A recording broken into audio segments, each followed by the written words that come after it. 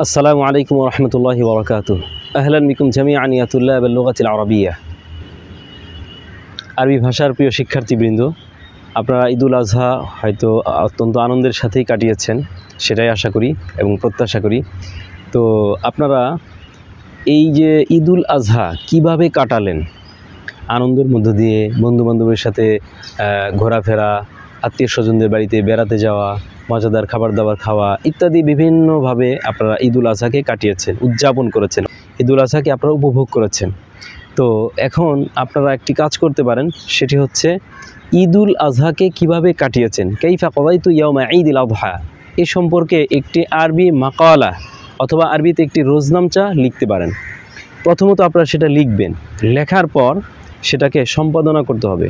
সেখানে প্রথমত ভুলগুলো সংশোধন করতে হবে, তাবিরগত ভুল, ইমলাগত ভুল, এরপর নাহফান ওয়া সারফান ভুল, সিলাহগত ভুল ইত্যাদি সব ধরনের ভুল থেকে লেখাকে মুক্ত করতে হবে। দ্বিতীয় নম্বর কাজ হচ্ছে যে লেখাকে আরও মানসম্পন্ন করা। মানসম্পন্নের অর্থ হচ্ছে যে বাক্যটাকে আরও কিভাবে সুন্দর করা যায়, বাক্যের গঠনটাকে কিভাবে সুন্দর করা যায়। সুন্দর করার অর্থ এই না যে কঠিন কঠিন শব্দকে যুক্ত করা। কঠিন শব্দ যুক্ত করা এটা সৌন্দর্যের বিষয় না, এটা সাহিত্য না। মানে কঠিন শব্দ মানেই সাহিত্য, এই কথাটা ভুল। বরং সাহিত্য মানে হচ্ছে বাক্যের গঠনের সৌন্দর্যতা, বাক্যের উসলুব, বাক্যের তাবিরের সৌন্দর্যতা। তো আপনি আপনার লেখার মাঝে সুন্দর সুন্দর তাবির, সুন্দর উসলুব, সুন্দর ব্যবহার আপনি আনতে পারেন। সেভাবে বাক্যটিকে এবং আপনার মাকালা লেখার মানকে আপনি উন্নত করতে পারেন।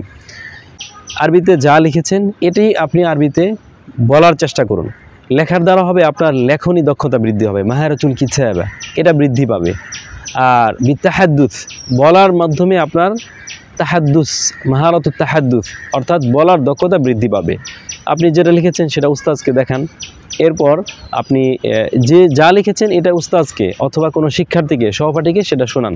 ইনশাআল্লাহ এর মাধ্যমে আপনার ধীরে ধীরে আরবি দক্ষতা বৃদ্ধি পাবে। শুকরান লাকুম জাজিলান।